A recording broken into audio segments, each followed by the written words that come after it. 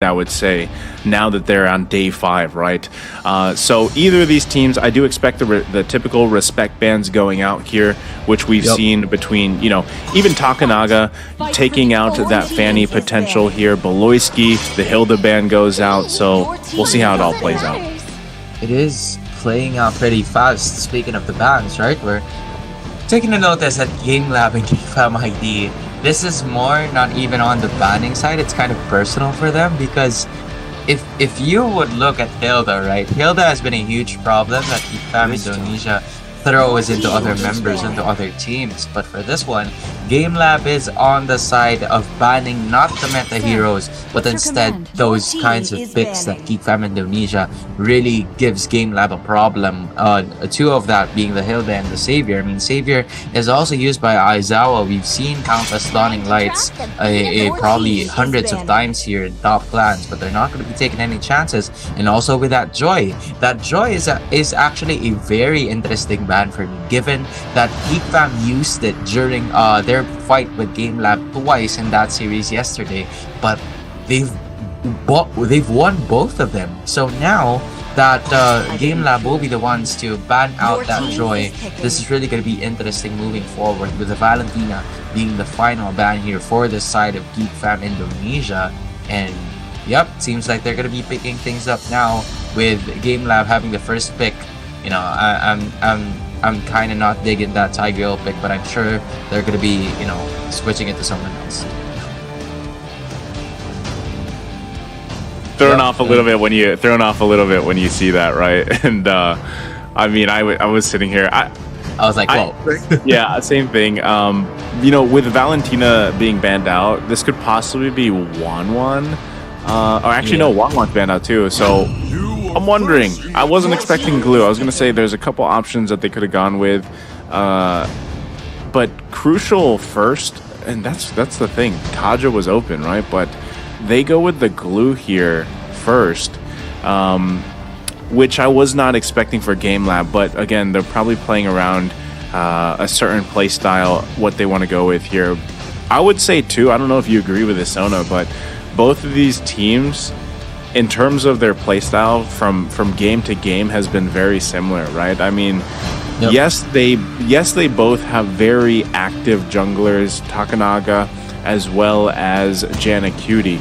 They both like to play those assassin type junglers if they can.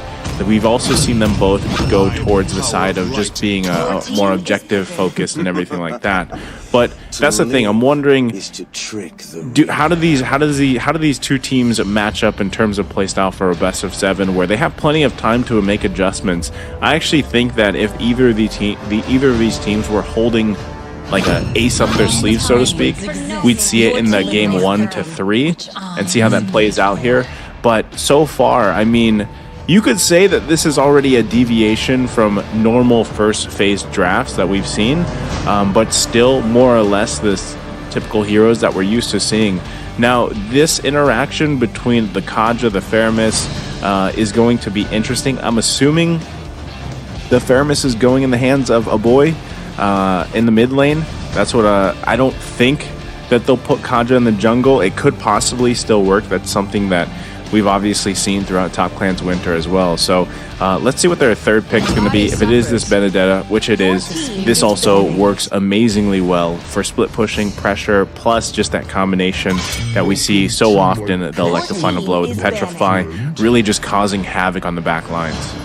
I mean, having that Benedetta also gives this lineup more variation, given that, as you mentioned a while ago, with the split push capabilities that the Benedetta has, you also have a pick-off capability here for that Kaja pick and extra sustain with the Faramis. The only concern that I have here with the very first 3 picks that GeekFam Indonesia has here is more on the, you know, again, trying to do a lot of things at once. Hopefully, they could just inject a few more damage dealers over there, because as far as I can see it, there's not a lot to be specific, given that of course Kadera is there with the Ghost Bursters and the Divine Judgment, together with that ring is also going to be there for the Kaja. And to do that, Gamelab is now taking advantage of the lack of the damage so far, the DPS to be specific, with taking out that Amon and the Hayabusa. So now it's Geek Fam ID who's gonna be selecting first, and with not a lot of options here for that goal position. I mean, the Claude's still there, right?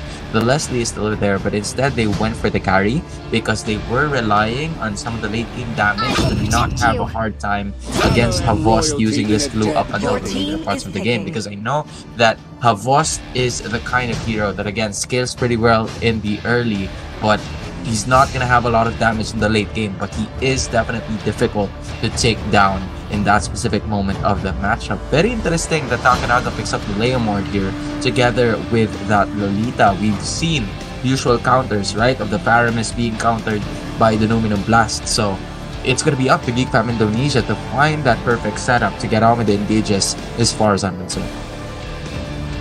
I like the lineup for Gamelab right now. Leomord's just been very dominant. The main question I'm having here is if this Cho is locked in for Geek Fam. Most likely that's going to be a Beloyski Cho. So we didn't see we didn't get a chance to see the switches yet, but most likely Beloyski Cho. If not, again, we have seen Kaja and Cho in the jungle, and it's worked both times, and there's times where it hasn't worked so well. Still, I would rather see Kaja at least have that flicker available. But still, if you don't have flicker on the Kaja and you are rolling with that in the jungle, then you at least have that Way of the Dragon to help you find the pickoff. So it gives you kind of two options. You have the Divine Judgment plus that Way of the Dragon, and then you can kind of build off that. But Gamelab, for what we've seen so far, a team that loves momentum early on, and at the same time you pick that Leomord jungle, and if you can get early kills, let's say even just one kill, you're already a huge threat for the opposing team as the early game turtles become a big kind of priority here. So we're gonna find out though as we jump into game number 1 here of the grand final. As early as you can, Jana Cutie and the rest of Geek Fam needs that scaling in order to give space to carry and Kadera moving forward into this matchup. Gamelab versus Geek Fam IDs, 2 real G's in their name, but the question is who will be the ones to get first blood in this matchup. Aloyski immediately giving pressure out there. And another thing that I actually like about the composition coming in from Gamelab is that there is 2 main frontliners once you get those major objective fights, which is the third line lords. You're talking about the boss that is on your screens right now, and the Dockman as well, that could probably be the source of all of the setups possible for the side of Gamelab as they surround them now. Oh, double flickers, they get out. That's going to be Dokkan going in. Can't get the last hit though, but Aoizawa goes in with the flicker, grabbing the kill on Beloyski. First blood drawn here by the Philippine team Gamelab. Already a nice little pickup for them. Again, it's only early game here, but still, that kill did go to Aoizawa, running that mystery shop on this Eve. That's going to have to be an obstacle that Geek Fam works around now early game. The Gamelab will definitely take that one, but with Dragon, they're out for revenge as they get Dokman and goes in the hands of Kadera here. So evens it out, and possibly even better here, right? Kadera, if he can get those early kills on this carry, it's we've seen him get MVP how many times, right? Kadera definitely an amazing player. And here in the bottom side, the 1v1, Luke dashing back and forth. Takanaga here to help back him up. Luke's in trouble now, can't get away from that one, and they find another kill for Gamelab. Beautiful bait coming in from Havost there, because again, he was almost outplayed by Luke during that specific moment, but because of a little bit of buying time that the Gamelab XP laner did, it was enough for Takanaga to use that Phantom Steed and get the very first kill of this Leomord. Actually, it didn't even go to him, it went instead to Aizawa with 2 kills now using that mystery shop, and another turtle fight is about to happen here. Aoizawa doesn't have that much mana, but gets a whirlwind manipulation down. Whoa. Look at the damage there, though. They find a couple targets. Takanaga able to secure the turtle. Killing spree for Aoizawa, and it's going to be another member going down for Geek Fam. Gamelab in control of the early game for now, plus taking away the purple buff. Did you even see that Phantom Steed? That was so much HP. They were blocking, the pathway of Barbiel to get close to Leomord, and that is what they get before bumping into the horse, and simply the cult altar couldn't even, you know, attest to that one because it was immediately taken out of the fight as a boy is taking a lot of damage here, and Yuktz immediately going down. It's very interesting though that as much as you want to see Gamelab winning here in these kinds of fights, Yuktz is also being forced to go down because of the fact that Geek Fam ID's Caldera is actually playing a lot well, given that he already has that one kill, the solitary kill that Geek Fam has in this match. Yeah, I think Yuktz should be fine for the most part. I mean, as long as he doesn't go down, as long as he doesn't give up any one versus one kills over to Caldera, he should be fine. But as this point, I mean, Beloyski now having the Divine Judgment plus Janacuti having the available Way of the Dragon, they're going to be looking for any moments they can, any opportunity they can really to set up a kill. They have so many tools available to them, not to mention even the pull from a boy here with that Shadow Stampede. So just about under 30 seconds, we're going to have the next turtle come up here. You see the waves being cut as well from Luke. Luke might actually look to join some of these early skirmishes just because of how valuable that Electro Final Blow with the Petrify combination can be. Now, again, you want as much support as you can because we just saw that Cult Altar completely get negated just off that last team fight here, and they can't have that happen if they want to win those team fights. They're kind of preparing for that turtle fight as we speak now because again, the XP laners are trying to cut those lanes and to assist them and you know, reinforce those kinds of members moving forward. I mean, Janacuti also having a little bit of a struggle because you don't have that extra with that flicker skill instead of having that retribution here, but the Lord cut off that health. Real World Manipulation comes down. It's Janacuti that's able to secure it, and they push him back further. Dokman charging up. He misses, though. Not able to grab anything. Now it's going to be Luke that gets cut off. Ran over here by Takanaga. So they get the turtle, but a kill going into the hands of Gamelab again. Luke now 2 deaths in. Struggling, but the grace here for Luke is Benedetta is always going to be relevant throughout the game, even if you're not in the team fights, which obviously you want to be, but if you're not, you can put pressure on the side lanes the best you can for your team, and they might be giving this one a go. Can't get the Way of the Dragon off, wasn't looking to press that button just yet. I guess he had second thoughts there for Janacuti. Fortunately for them, they were able to hit the turtle, so that increases their confidence because of the extra shields that the turtle brings. But there you go, right? The Way of Dragon is going to be committed here onto the right target. So that's Duckman down, and it's probably going to be the story of the game here. But it seems like Yuktz also got out. That is what I was talking about, Sona. You know, they have 2 options for picks, and it was a great actually disciplined choice earlier, just about a minute ago, where Janacuti decided not to Way of the Dragon, and then he found Dokman, did it, took him out, and they still had Divine Judgment. So that is something that definitely works in the favor here for Geek Fam as they go through this game. Gamelab is going to have to do their best to protect, you know, Yuktz as well as Aoizawa as much as possible throughout the entirety of the game because of those 2 ultimates alone. And there you go, once again, Janacuti with the kick into the team. Dokman in trouble, gonna charge up here. Inevitably gonna go down. Cult Altar does come out. Takanaga thinking twice before marching in there. And they back off for now. Geek Fam continuing to lessen that gold lead. It's almost non-existent at this point. You're slowly seeing how Dokman is having a very hard time trying to find the setup that he needs just because of the fact that Geek Fam ID has all of that mobility available to them. Janacuti being the jungler but also being the setup hero is absolutely crucial for the squad, given that he is primarily the one that you need to hold up the Divine Judgment again. They're going again, fighting forward the turtle here. Going to be a pressure of back and forth. No one committing just yet. Glue's going to go there with the split, but it's going to be a double kill for Aoizawa. Janacuti just getting back here. Luke going trying to grab the kill. Nice Petrify combination. Can't find Yuktz though. Barely gets away as Luke falls as well. A clutch survival there from Gamelab.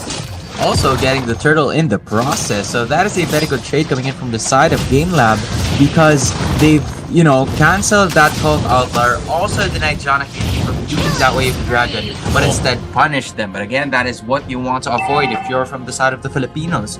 You don't want to give Kadera that solo kill. I mean, it was Yuktz that stayed alive during that skirmish thanks to that brush that was available to him. But as soon as he went back, the carry from Kadera is already waiting on that side. Not to mention 3 kills are also already given here to Kadera, so that is not going to be a good sign for them.